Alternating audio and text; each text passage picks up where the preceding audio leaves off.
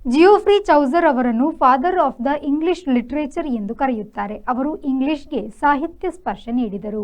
English ಜನಪದ ಸಾಹಿತ್ಯ ಸಾಕಷ್ಟು ಇತ್ತು. ಒಂದಷ್ಟು ಬರವಣಿಗೆ ಇದ್ರೂ ಅದಕ್ಕೆ ಜನಪ್ರಿಯತೆ ಇರಲಿಲ್ಲ. ಕ್ರಿಸ್ತಶಕ 1343 1400 ನಡುವೆ ಬದುಕಿದ್ದ ಜಿಯೋಫ್ರಿ ಚೌಸರ್ ಇಂಗ್ಲಿಷನ್ನ ಸಾಹಿತ್ಯ ಭಾಷೆಯಾಗಿಸಿದ, ಜನಪ್ರಿಯಗೊಳಿಸಿದ.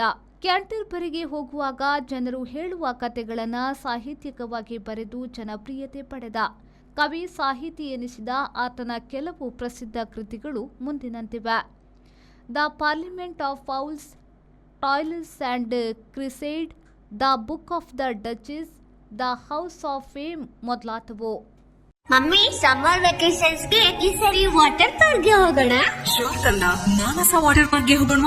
ಈಗ ಹಿರಿಯರಿಂದ ಕಿರಿಯರವರೆಗೆ, ಸಿಂಗಲ್ಸ್ ಅಥವಾ ಫ್ಯಾಮಿಲಿ, ಅನ್ಲಿಮಿಟೆಡ್ ವಾಟರ್ ಗೇಮ್ಸ್, ಹಾಗೆ ಸಂಜೆ ಮೇಲೆ ರೈನ್ ಡ್ಯಾನ್ಸ್ ಮತ್ತು ಮ್ಯೂಸಿಕಲ್ ಫೌಂಟೇನ್. ಕರಾವಳಿ ಕರ್ನಾಟಕದ ಬೃಹತ್ water park Manasa water park, Pilikula, Mangaluru. Visit www.manasawaterpark.com.